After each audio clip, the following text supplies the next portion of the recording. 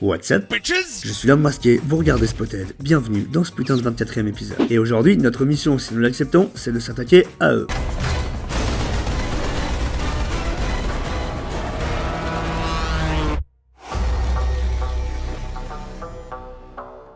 Franchement, il était pas mal, moi j'ai bien aimé, il y avait de bonnes petites idées de mise en scène, tout ça. Par contre, plus jamais vous nous refoutez une moustache à Superman. Non mais sérieux, regardez-moi ça, c'est quoi cette connerie les gars?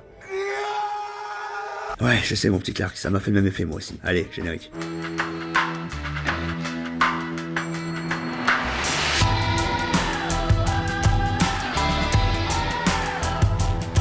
Alors oui, juste avant de commencer, 2 secondes hein. Vas-y, balance le magnéto. Faut que je vérifie un petit truc. Les membres de cette cellule extrémiste dissidente se font appeler les apôtres. Ok. Mais des renseignements récents indiquent qu'un nouveau client a fait appel aux apôtres pour une opération de plus grande envergure. Ok, d'accord. Ils ont été approchés par cet homme, un extrémiste non identifié connu sous le nom de code de John Lark, auteur d'un manifeste apocalyptique appelant à la destruction de l'ordre mondial existant. Ouais, ok, continue.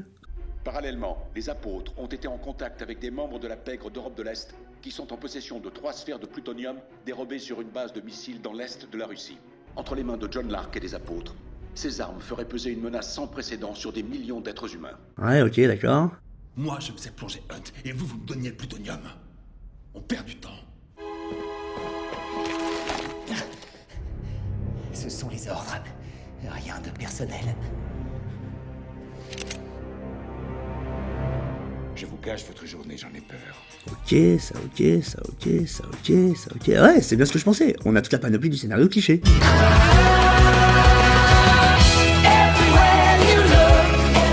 Allez, on perd pas plus de temps et c'est parti pour cette première série de faux raccords plutôt simple pour le coup. En fait, si vous êtes un peu observateur de nature, vous auriez pu les remarquer du premier coup. Un peu comme moi quoi. Oui, je me la pète et alors.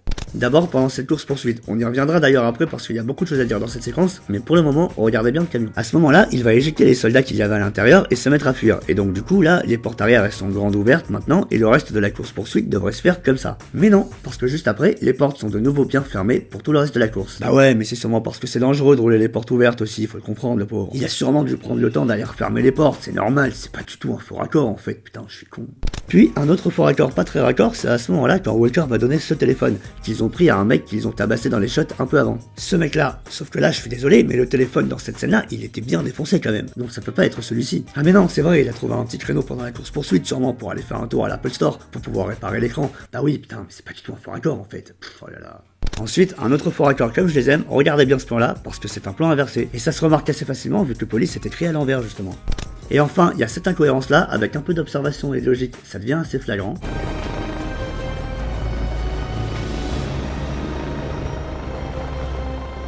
C'est facile, non? Regardez, là il y a Ethan qui va sortir de la trappe pour arriver sur le toit de l'immeuble, puis il fonce direct droit sur l'hélico, donc il prend même pas le temps de refermer la trappe en plus. Et ça aussi, ça a son importance parce que ça peut nous aider pour la suite. Donc là, le mec sort par la trappe, plan suivant, on est du point de vue de l'hélico, Ethan court face à nous, donc si on veut rester raccord dans le mouvement, ça veut dire que la trappe, elle est derrière lui, à ce niveau-là. Sauf que non, c'est assez obvious, je pense que vous-même, si vous l'aviez pas remarqué tout à l'heure, là vous venez de le spotter, mais la trappe en fait, elle est là, et en plus elle est fermée. Et on peut s'en assurer juste après parce que justement, l'hélico s'en va, on est toujours au niveau de son point de vue, la caméra bouge, on va avoir un gros panorama de la tour, et la pause, y a pas de trappe, on est d'accord. Donc on est même plus du tout dans le même sens d'action là. Si le mec est sorti par la trappe qui se trouve être ici, et qu'il allait tout droit, ça veut dire qu'en fait, l'avion, il est censé être là. Et voilà pour cette petite série d'erreurs, et maintenant, allez-y, j'attends vos oui mais. Oui, mais quoi? Bah je sais pas, à chaque fois il y a un mec pour me sortir une excuse. Donc ce que j'ai fait, je vous ai concocté un petit jeu. En fait, sur les 4 faux raccords que je vous ai montré là, il y en a un, il est complètement bullshit. La scène est totalement normale, il y a aucune erreur. Maintenant à vous de la trouver et de me dire pourquoi. Faites-vous plaisir dans les commentaires. D'accord. Bref, voilà, maintenant on passe à la suite. Et on va se pencher sur cette scène-là. Regardez bien en combien de coups ils vont éclater le pare-brise. Sauf qu'en fait non, en réalité il y en a 3. La magie du cinéma. Parce que regardez bien, on a d'abord ce premier coup, où suite à ça, on a une fissure qui se crée ici. Ensuite, il y a ce deuxième coup en gros plan sur les pieds. Sauf que regardez bien, il n'y a pas encore les fissures. Elles vont se faire justement juste après le coup de pied. Parce qu'en fait, c'est les deux mêmes prises filmées avec 2 caméras différentes sous 2 angles différents. Et ensuite, ok, on a ce deuxième véritable coup de pied qui détruit encore un peu plus le pare-brise, et ce troisième et dernier en plan large vu de l'extérieur. Et autant ce genre d'erreurs sont assez facilement explicables, c'est une réutilisation de plan assez classique, c'est une technique de montage très répandue au cinéma. Ils ont d'ailleurs réutilisé cette technique un peu plus tard dans le film, quand on voit ces 2 gros plans de cadenas qui pètent, c'est les 2 mêmes plans. Donc autant ce genre d'incohérence c'est assez facilement explicable, il y a toujours une bonne raison, autant sur le faux raccord que je vais vous montrer là, eh ben j'en ai aucune idée putain. Regardez bien la moto pendant la course poursuite. Moto normale, ok, avec des rétros. Alors pourquoi, à la toute fin de la course poursuite, sur ce plan-là, il y en a plus? Mais vraiment, pourquoi? Bonne question. Allez, on va passer à la suite, toujours dans cette course poursuite. Les gens, ils vont penser que j'analysais qu'une scène, tu sais. Non, mais en vrai, c'est une des scènes les plus intéressantes du film, et il y a plein de choses intéressantes à dire, je trouve. D'ailleurs, je sais pas si vous savez, mais la partie qui a été tournée à Paris, c'est le tournage le plus important qui ait jamais eu dans toute la capitale. Voilà, ça c'était la petite pause culture. Toi aussi fais comme Thor et lâche un petit pouce bleu. Sinon vous en faites pas, il y a aussi des fails dans d'autres scènes, hein, genre ici par exemple. C'est cool que Tom Cruise fasse ses propres cascades, franchement je respecte. Par contre, faudra qu'il fasse gaffe la prochaine fois quand il se tiendra à la portière, parce que bon, le contre-champ, faut pas que ça devienne une ceinture non plus, c'est pas très raccord. Bref, on va revenir à notre course poursuite, et pour le coup je vais moins me la péter parce que c'est pas vraiment moi qui l'ai trouvé cette fois. Ça avait beaucoup tourné à l'époque sur internet, beaucoup de journaux avaient repris l'info et avaient écrit un article dessus. Du coup j'ai fait quelques recherches, j'ai réuni quelques informations, et en gros, la course poursuite là, aussi stylée soit-elle, eh bah c'est du full bullshit. Et attention, je dis pas ça parce que oulala, c'est pas réaliste, il roule à contresens sur la route. Non, là, le gars, c'est parce qu'en fait, il se téléporte. Littéralement, vous allez comprendre.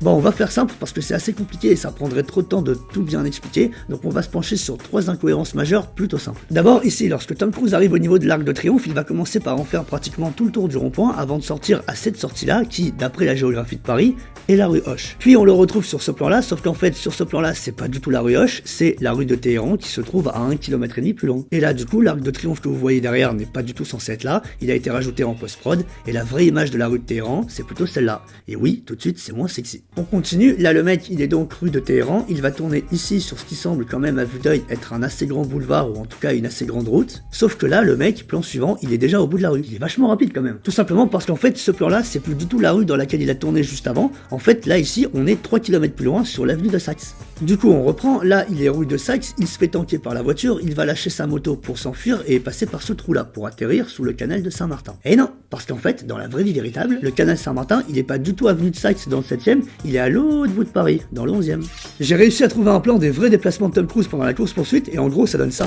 Ouais, c'est compliqué, ouais. Oh putain. Ah oui, quand je disais qu'il se téléportait, le gars, je déconne pas. Hein. Allez, on va se reposer un petit peu les neurones après ça, et on va passer à la petite scène bullshit du jour. Alors en gros, là, Ethan a rendez-vous avec cette nana, et c'est un peu dangereux parce qu'il y a plein de méchants tueurs à gages qui veulent les tuer. Mais putain, vous êtes sérieux les gars là? C'est quoi ces méchants ultra obvious? Les mecs sont là, debout en plein milieu de la pièce, ils sont en train de les fixer comme des gros psychopathes. C'est pas du tout cramé, non mais sérieux les gars.